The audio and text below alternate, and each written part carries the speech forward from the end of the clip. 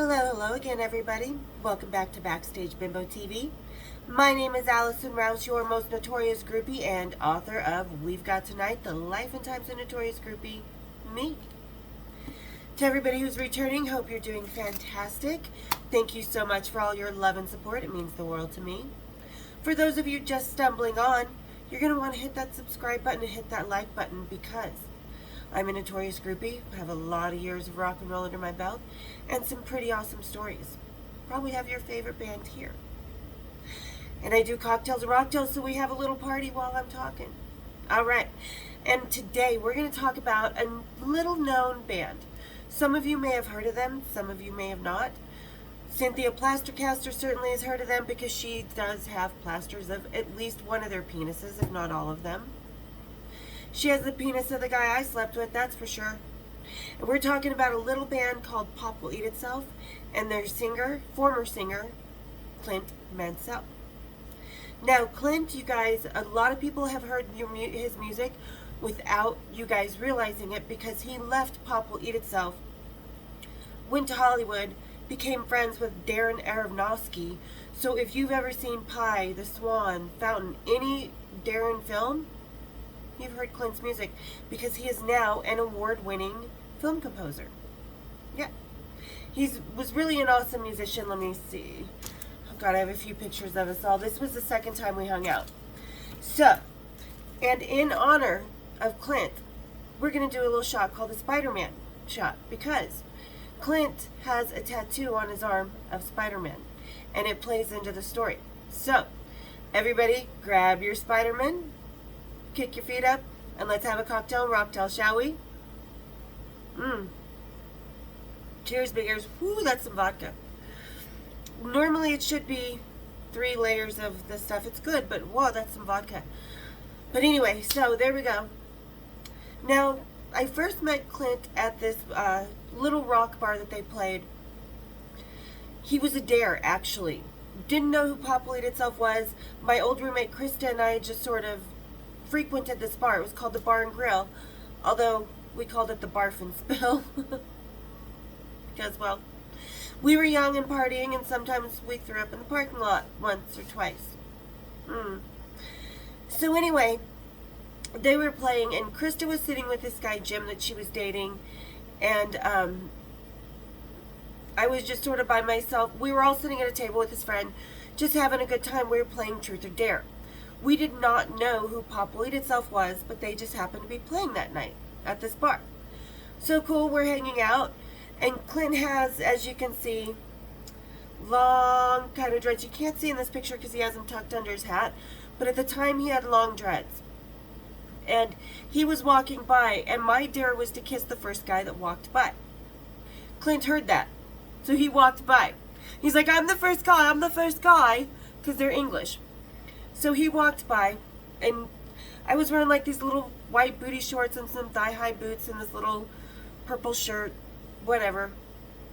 And he's like, I want to be that guy, So he was that guy, so I just grabbed him, and I kissed him. And I'm like, why don't you have a seat?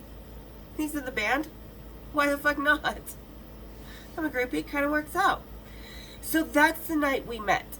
I don't remember about going back to the hotel the first night we met, but not because I was drunk or anything like that. I only had a couple shots. But because I don't get sloppy drunk. Not since I was 16 and stuck in the elevator with Motley Crue. So, I don't remember about... I know we were in the van after the show. We were hanging out and we were going back to the hotel with him. That's the night I hooked up with Clint. This is... let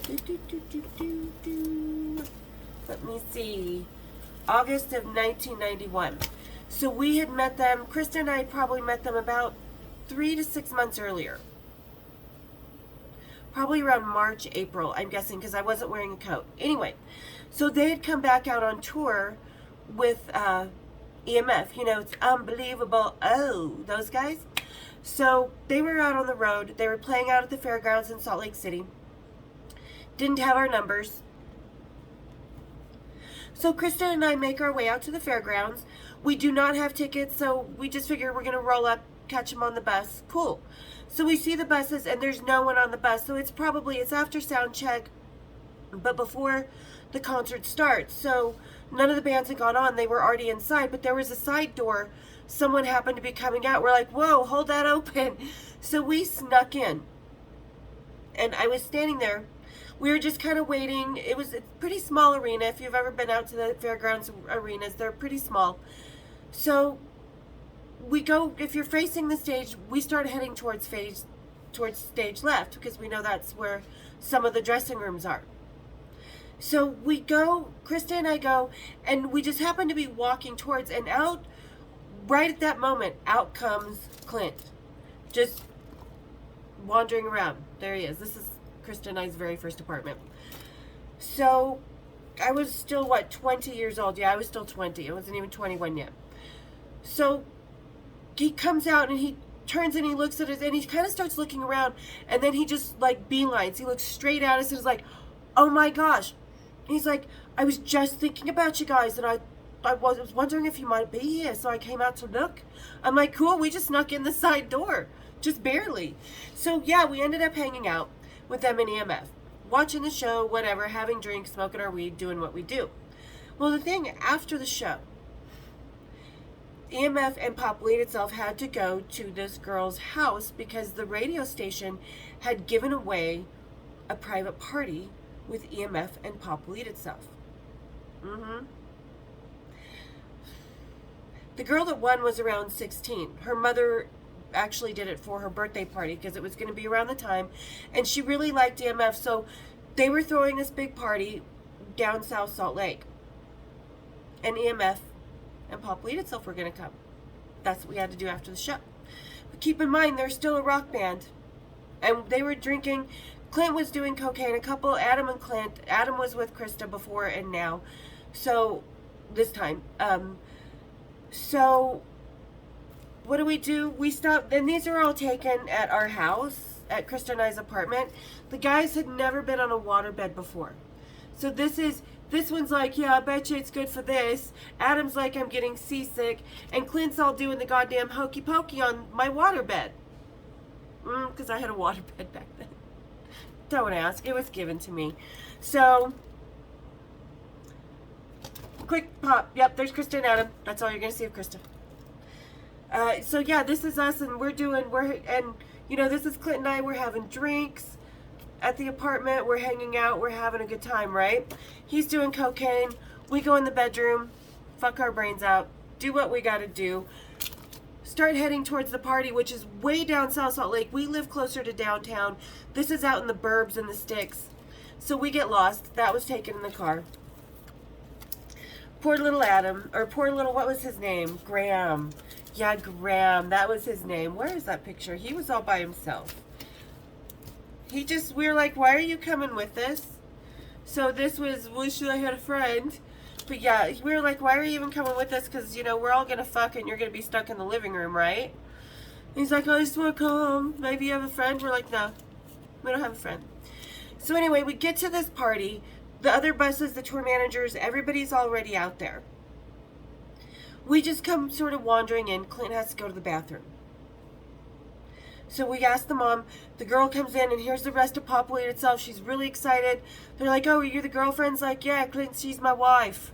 I'm like, sure, okay, we just consummated something, but all right, cool beans. Where's my damn ring? All the rockers that call me girlfriend and wife, man. Anyway, so we get there, and we're, like I said, he's coked up. I wasn't doing cocaine. It wasn't my thing, but nobody's mother. So we get to the party. He's coked up. We've already been drinking, smoking weed, whatever, freshly fucked. Go in the bathroom. He drags me with him because he doesn't want to go to the bathroom. We feel awkward at this, because it's a teenage girl. And here we are, a rock band who's partying, Doesn't even close the door. So the mom's like, what the? And there's girls wandering around, and they're like, ah, look. I'm like, yeah, isn't it nice? That was inside me. Yeah, that's mine. I get to ride that puppy. You'll find out on Patreon how nice it was. But so, yeah, that was... So then we go out in the back, and we're just kind of mingling. Adam and Krista are already out there. the tour manager's kind of having to keep Pop Will Eat Itself on a leash because he knows we're all doing what we're doing. So the 16-year-old star of the party, I walk away to grab another drink off the bus because there were no alcohol drinks provided by the party people. So I run out to the bus, grab a couple drinks, come back, and there is the 16-year-old. Clint's leaning up against a tree. You could tell he's kind of awkward. And she's like, oh, I love Spider-Man, playing with his tattoo. She's like, I'd love to see how he climbs the walls, or something to that effect. And I was like, the only walls he's climbing are mine, sweetheart. I'm like, and you're underage, so you can take your little self far, far away. You don't like it? And she was like, well, it's my party, and started throwing an epic 16-year-old fit. So, well, they only had to make an appearance. There was nothing to say, to say how long the bands were going to stay. So she goes in and starts telling her mom and saying I was being a bitch and they need for me to leave. Well, guess who leaves with me? Clint, Adam, Krista, their lonely friend Graham, everybody. Because they also had to leave, pull out of town, and go to the next gig that night as well. So, what do? We left. Because, I don't care whose party it is, if it's a radio station party or whatever, the band is always going to choose their women over the party people. Always. So we ended up just all leaving and saying sayonara, got back in the car, drove back to our place, hung out, had some more sassy. Then drove him back to the fairgrounds and said, goodbye. Goodbye. These are names of their songs, so You, Me, Us, We Are One. So, and we hung out with the guys quite a few more times.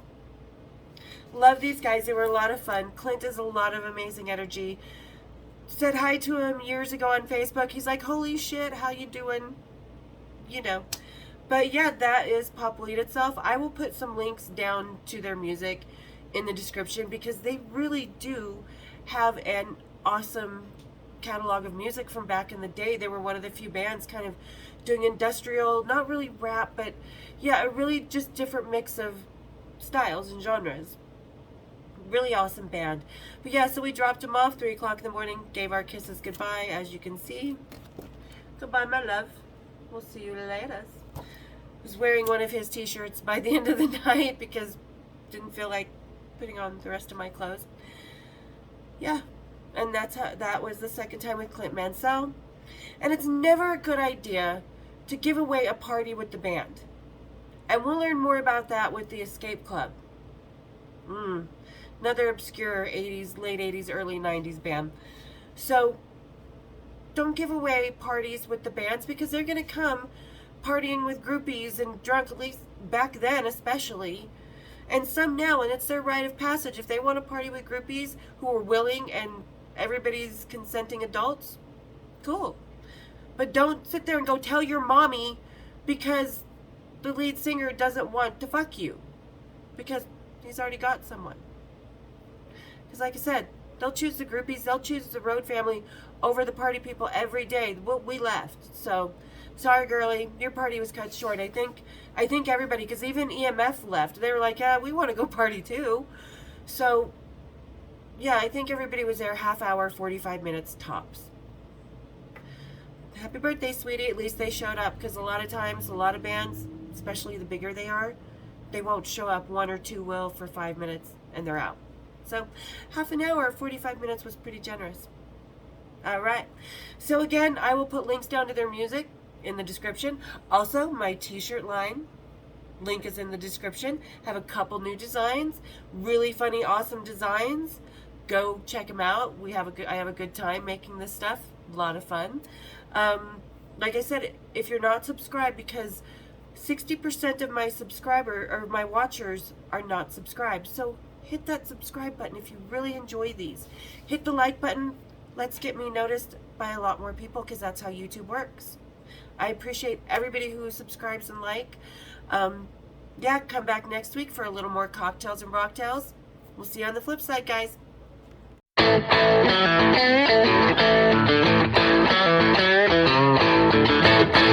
you.